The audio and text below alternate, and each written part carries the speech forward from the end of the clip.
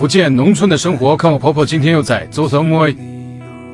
奶奶咳嗽了好几天，在村里看了几回没有好转。今天公公和婆婆决定带奶奶去卫生院看病。到地方了，公公从奶奶的布兜子里拿出所需要的材料。老人家腿脚不方便，出来必须要有人陪着。奶奶跟医生说自己的症状，医生检查完之后说没什么大问题，可能是平常吃的一款药导致了咳嗽。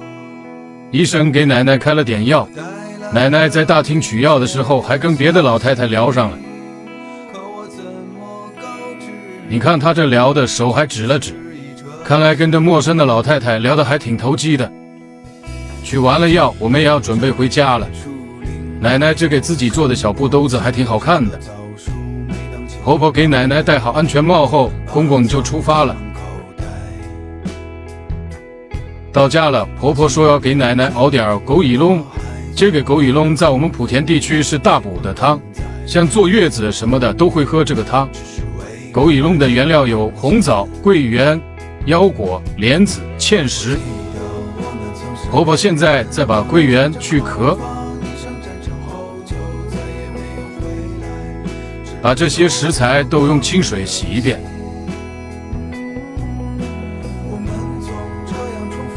倒进高压锅里，加入适量的清水。炖这个汤一般加冰糖或者是红糖，今天婆婆用的是红糖。再加一片生姜，就可以盖盖开始煮了。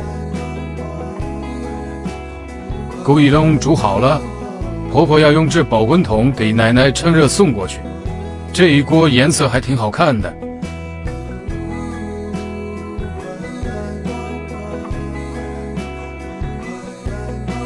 奶奶住在叔叔家，虽然不是太远，但我们还是骑电动车去比较方便。安神万万看我们不是去赶海出远门，就在前面屁颠屁颠的开路了。到奶奶家，门还关着，奶奶应该是在里面睡午觉。果然奶奶才起床，婆婆拿个碗给奶奶盛出来，让奶奶赶紧趁热吃了。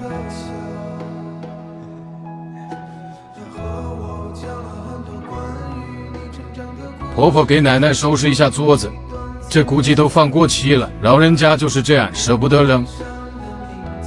奶奶一边吃，嘴里一直说着让我们也要吃，不用特地给她送过来。叮嘱好了奶奶要吃的药，陪奶奶唠了一会儿嗑之后，我们也要准备回家了。